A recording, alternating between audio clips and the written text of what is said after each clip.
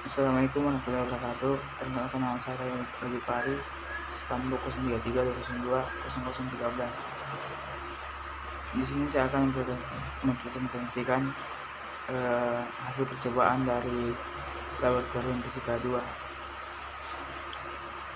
yaitu percobaan teorema superposisi.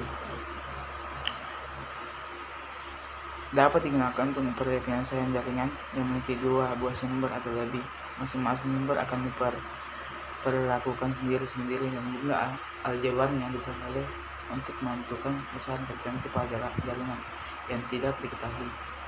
Jadi teorema superposisi adalah arus yang mengalir atau tegangan yang memiliki sebuah elemen dalam sebuah jaringan linear dua arah sama dengan jumlah aljabar arus atau tegangan yang disebutkan secara terpisah dari masing-masing sumber. Arus total yang melalui sembarang bagian jaringan sama dengan jumlah aljabar arus yang disebutkan secara terpisah yang tidak saling bergantung oleh masing-masing sumber. Sebuah jaringan dengan dua sumber, jika arus yang dihasilkan oleh salah satu sumber memiliki arah tertentu, sedangkan yang dihasilkan oleh sumber yang lain berlawanan arah dan memiliki tangan yang sama, maka arus yang dihasilkan adalah perbedaan arus di antara keduanya dan memiliki arah yang mengikuti yang lebih besar. Jika arus yang dihasilkan memiliki arah yang sama, maka arus yang dihasilkan adalah jumlah keduanya. Teorema superposisi merupakan salah satu solusi yang membuat suatu rangkaian yang terlihat kompleks jadikan lebih sederhana. Metode teorema superposisi adalah semua sumber dan memisahkan satu sumber yang hanya bekerja pada waktu itu juga dan menganalisa rangkaian itu dengan konsep rangkaian seri paralel masing-masing saat sumber bekerja sendiri-sendiri.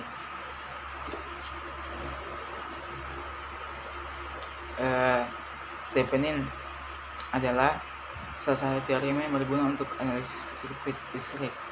Thevenin menunjukkan bahwa keseluruhan jaringan listrik tertentu kecuali beban dapat diganti dengan sirkuit ekuivalen yang hanya mengandung sumber tegangan independen dengan sebuah resistor yang terhubung secara seri.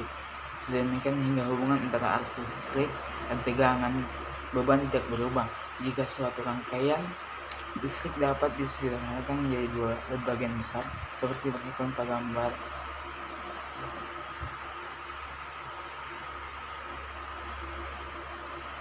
Seperti diperlihatkan dengan analisis rangkaian dipusatkan pada besaran arus dan tegangan, maka rangkaian listrik tersebut dapat diganti dengan rangkaian ekuivalen. Multimeter. Multimeter merupakan sebuah alat yang sangat dibutuhkan manakala sedang memperbaiki atau membuat suatu rangkaian listrik. Penting untuk mendeteksi secara dini kondisi yang terjadi pada komponensi barang-barang elektronika ataupun aliran listrik di rumah. Hal ini untuk mendeteksi apakah terjadi kerusakan atau gangguan sehingga menghindari kemungkinan timbulnya kebakaran atau korsleting listrik. Secara mengetahui kerusakan adalah kabel probe multimeter warna merah dihubungkan ke awal kabel merah biru dan kabel probe multimeter warna hitam hubungkan ke akhir kabel warna biru. Jika jarum bergerak pada multimeter, maka kondisinya baik.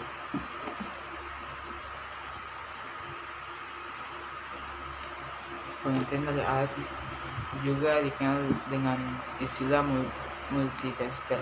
Ini adalah sebuah peralatan khusus yang digunakan untuk mengukur komponen listrik, mulai dari mengukur hubungan arus listrik atau ampere, tegangan listrik atau voltage, amalan listrik atau ohm, hingga resistensi dari suatu rangkaian listrik. Berdasarkan fungsi dasarnya tersebut, alat ini sering disebut dengan ampermeter, ampere per take ohm. Multimeter terbagi menjadi dua jenis, yaitu multimeter analog dan multimeter digital. Perbedaan pada multimeter analog dan multimeter digital terletak pada tingkat ketelitian nilai pengukuran yang diperoleh. Multimeter dapat digunakan untuk pengukuran listrik arus searah maupun pengukuran listrik arus bolak-balik.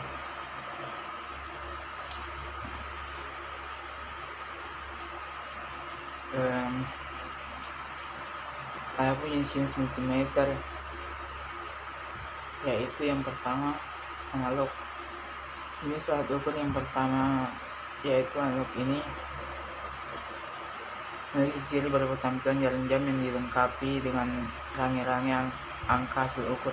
Dengan kata lain, unit analog lebih manual penghitungannya, sehingga dibutuhkan ketelitian terutama saat menentukan tegangan atau voltase yang cukup besar. Selain itu, akurasi hasil perhitungannya juga lebih rendah dibandingkan jenis digital. Yang kedua, digital. Alat ukur jenis digital lebih sering digunakan karena cara kerjanya jauh lebih mudah dan akurat. Hasil alat ukur dapat dengan mudah dibaca pada digital yang tertera. Mungkin seperti itu yang bisa saya sampaikan. Terima kasih. Wassalamualaikum warahmatullahi wabarakatuh.